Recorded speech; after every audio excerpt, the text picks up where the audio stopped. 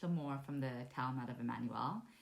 They said, people have come from the heavens to earth, and others have been lifted to the heavens from earth. The people coming from the heavens remained on earth for a long time, and they created the intelligent human lineage. Humans begotten from the celestial sons were different in a unique way from other people on earth. They were not like earth humans, but children of the celestial angels of a different kind. Their bodies were white as snow and red as the rose blossom. The hair at the top of their head white as wool, and their eyes beautiful. Earth humans will now retain their inherent beauty and propagate it further. But in the course of centuries and millennials, they will mix with other human populations and the heavens as to generate a new humankind and special lineages as the celestial sons did with the earth people. Jesus, you are now informed insider, begotten from our ranks by a celestial son. With our knowledge, it will make the impossible possible and accomplish things that earth humans will deem miraculous. You know the power of spirit, but be aware of abusing it. Our wisdom and knowledge obtained through our contribute to the well-being of humankind through the road leading thereto. Thereto will be very difficult for them and you. You will be misunderstood and denounced because earth humans are still addicted to delusionary beliefs. They believe God is creation itself and not the ruler of the celestial sons and the human lineage. Earth people attribute him to the omnipotent of creation and glorifying him as creation itself. But God is a human being like all the celestial sons and the terrestrial humans, except that he is vastly greater on consciousness than they are. Okay, so I just want to break this down piece by piece. They said, people have come from the heavens to earth, and others have been lifted to the heavens from earth. So that can mean a multitude of things. So when our soul leaves our body, it goes back to source, which means that we were lifted back to the heavens, which is space, source. And then it says that people have come from the heavens. So then what source does is that we go back to source, and then he sends us to the planet that we're vibrating on.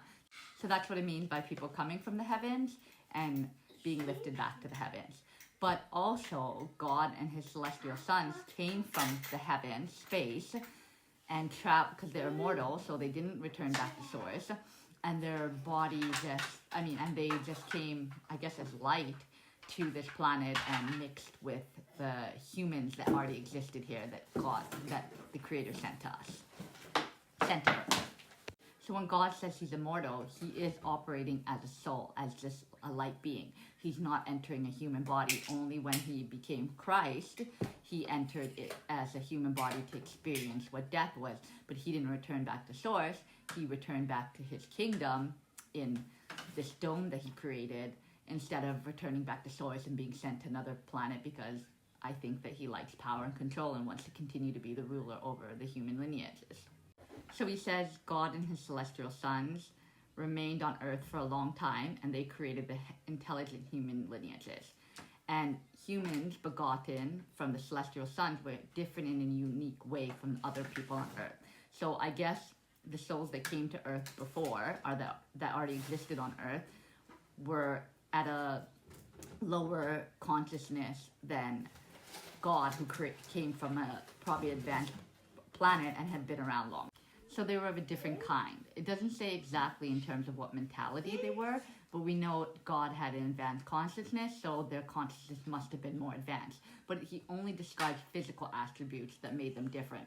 Their bodies were white as snow and red as the rose blossom. So that means that's the white lineage that was created from God. God was a white, but if God was a beacon of light, then how could he be white as snow? Then he would have to be in a physical. And it says the hair at the top of their head were white as wool, and their eyes beautiful. So that means that they had to contain a physical body if we have all these attributes that are not just not a beacon of light. So he had immortality. So he figured out the secrets of the universe to continue having immortality. But we had immortality as well, but when we left the Garden of Eden, he changed our DNA to make us not immortal in this physical body. So our soul is immortal, and even if we enter a physical body, our soul could continue staying immortal like God. God is staying immortal. And also Adam and Eve had immortality before he put them into the flesh. So it's like, is he not flesh and something in between? So in the other book that I told you I'm reading about, the Forgotten Books of Eden, he says that Adam and Eve have a bright nature, and then he turned them into flesh and gave them a death date of 500 years. They could only live for 5,000 years. So what I'm confused about is, what does our soul look like? Because we know about, based on reincarnation, that we're constantly coming back in different bodies, different colors. We're not coming back as the same thing.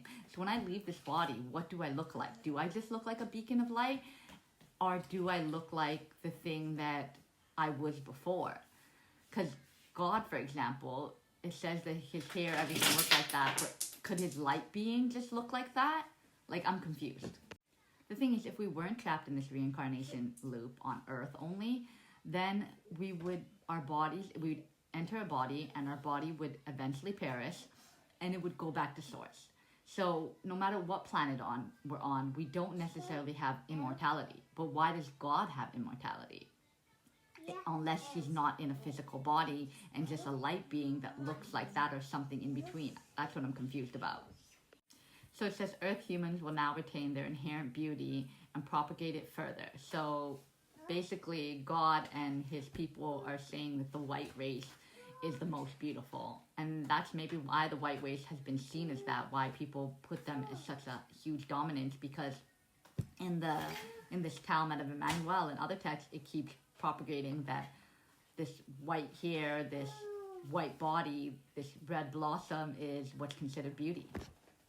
So then it says, in centuries, they'll mix with other human populations and the heavens to generate a new humankind and special lineages, as the celestial sons did with Earth people. So there are other races that exist that God didn't create, that were created by other gods. And he wanted his lineage to mix in with all those races so that they would be considered his creation, because they were mixed with his blood. But so then it further goes that now Jesus has this knowledge, so he can do miraculous things because they've given him this insider knowledge. But be aware of it. And then they warn him, be aware of the power of the Spirit and abusing it.